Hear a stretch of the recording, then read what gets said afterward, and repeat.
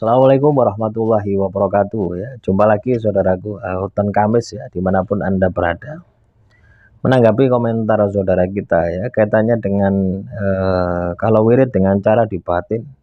Soalnya saya merasa lebih bisa menjiwai dengan dibatin. Ya, kalau Anda wirid dibatin ya enggak masalah kalau Anda bisa menjiwai gitu ya. Tapi kalau yang saya sorotkan ya, namanya wirid ya. Wirid itu kita ini harus bisa mengkondisikan semua elemen yang ada di dalam diri kita ya. Yang pertama adalah fisik, pikiran, dan batin. Tindakan ya, tindakan kita, tindakan fisik kita kan membaca.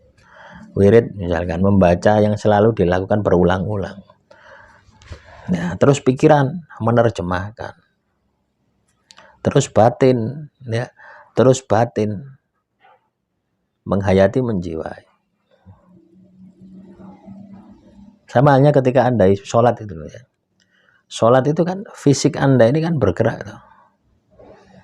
Ya ibaratnya syariatnya dapat, syariat dari ibadahnya dapat ya. Terus ketika Anda katakanlah membaca bacaan ketika di dalam sholat, itu pikiran Anda menerjemahkan ya. Artinya pikiran Anda tidak liar kemana-mana, tidak mikir utangi, tidak mikir ya kumbahani teles lah, tidak mikir segoni gosong lah, sudah tidak mikir itu. Kenapa? Anda arahkan untuk menerjemahkan bacaan dari ibadah yang Anda lakukan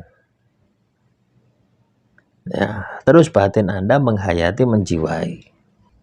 Jadi teman-teman nonton kami, semua elemen yang ada di dalam tubuh Anda ini benar-benar sudah satu visi, satu misi. Nah inilah yang akan membentuk yang namanya kun fayakun, terjadilah. Cipto rasa karso.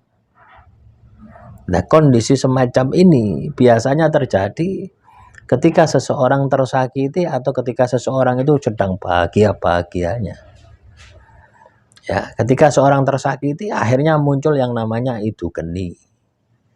Itu geni itu bukan sesuatu yang positif ya, itu negatif ya. Tapi dalam kondisi itu cipto rasa karso dalam satu kesatuan, akhirnya muncul kegaiban kun fayakun. Lah kita melatih itu dengan sesuatu yang positif, bisa dengan zikir, bisa dengan sholat ya, atau ibadah-ibadah sesuai dengan kepercayaan Anda. Ya apa caranya ketika saya ibadah, lahiri melakukan sebuah tindakan, pikirane menerjemahkan tindakan itu, batine menghayati, maka akan keluar yang namanya cipto rasa karso. Artinya le Anda ini katakanlah pengen melaku ngidul ya kakine ya melaku ngidul, pikirane ya melaku ngidul, batine ya melaku ngidul.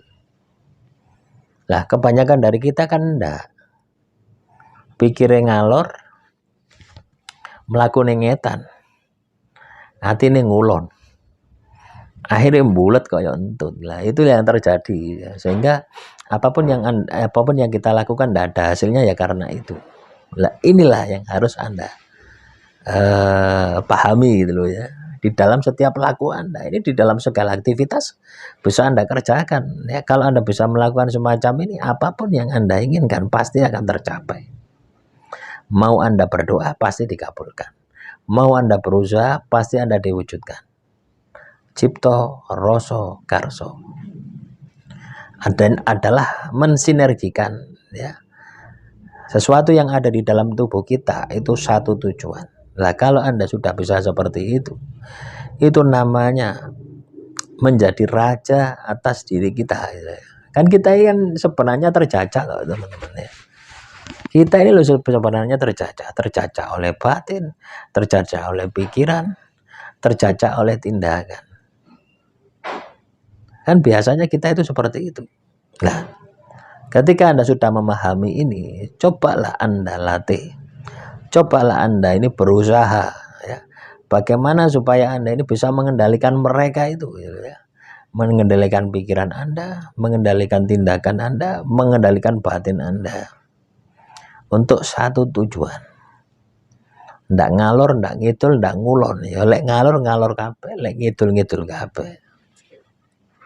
Lah ini butuh latihan. Ya salah satunya adalah dengan melakukan zikir tadi ya, pertanyaan saudara kita ini ya. Zikir hanya batin toh, ya ndak akan maksimal.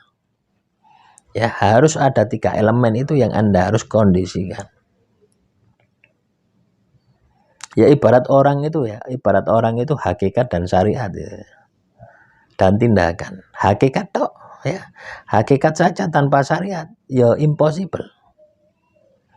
Akhirnya muncul ilusi, akhirnya muncul halusinasi. Wis aku pokoknya ndak nyakiti orang ya nanti masuk surga. Yang penting pikiranku seneng itu surga. Akan seperti itu. Karena apa? Bicara halusinasi tok, ilmu hakikat tok. Nah, begitu pula dengan syariat. Ya, syariat tanpa hakikat yo ngambang.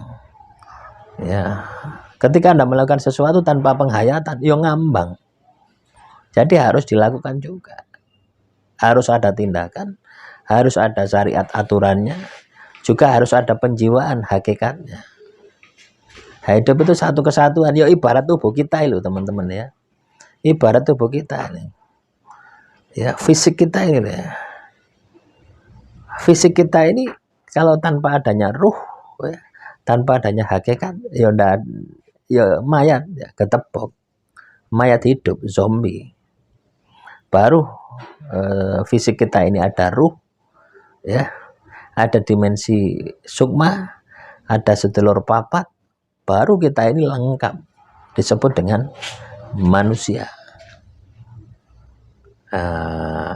Saya harap teman-teman Weton Kamis paham ya dengan apa yang saya sampaikan. Jadi sesuatu itu harus dilatih ya. Antara pikiran, antara batin, ini Anda harus bisa mengendalikan. Jadilah raja atas diri Anda. Cipto rasa karso. Anda akan bisa nanti ya menciptakan itu geni. Yang itu bisa Anda keluarkan kapanpun juga. Tapi untuk hal-hal yang sifatnya positif. Bukan itu geni yang muncul karena emosi Anda, karena Anda tersakiti. Itu sesuatu yang negatif. Ya. Artinya itu geni seperti itu yang di luar kontrol Anda gitu. Dan munculnya kebanyakan itu karena Anda rasa sakit. Disakiti sing sampai ndak iso ngomong. Akhirnya batine elek, akhirnya kejadian. Demikian. Semoga motivasi kali ini bisa bermanfaat. Assalamualaikum warahmatullahi wabarakatuh.